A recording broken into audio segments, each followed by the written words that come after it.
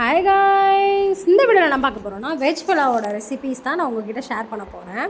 இந்த ரெசிபி வந்து ரொம்ப சிம்பிள் அண்ட் எலகண்ட்டாக தான் இருக்கும். ஃபைனல் அவுட்புட் நான் பண்ணது இப்படி தான் இருந்துச்சு. உங்களுக்கு எப்படி இருந்துச்சுன்னு பண்ணி பார்த்துட்டு கண்டிப்பாக கமெண்ட்டில் ஷேர் பண்ணிவிட்டு போங்க. ஃபர்ஸ்ட் பார்த்திங்கன்னா ஒரு 4 டீஸ்பூன் அளவு எண்ணெய் விட்டுக்கோங்க. அதுக்கப்புறம் பட்டை, 4 வெங்காயம் நான் எடுத்துக்கிட்டேன். 2 பேர்த்துக்கு நான் சொல்கிறேன்.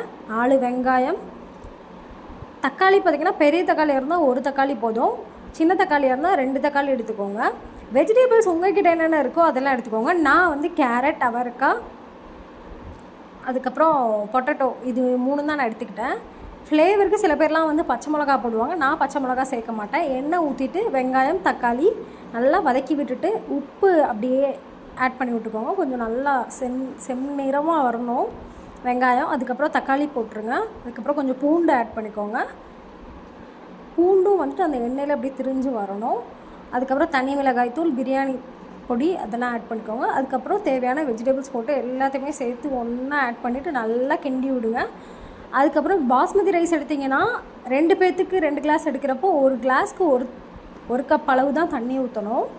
அதே மாதிரி நீங்கள் எடுக்கிற அரிசியை பொறுத்து தண்ணி ஊற்றிக்கோங்க. குக்கரில் 2 விசில் தான் நான் வச்சேன் பாஸ்மதி ரைஸ்னால். கடைசியாக ஃபைனல் அவுட்புட் இப்படி தான் இருந்துச்சு.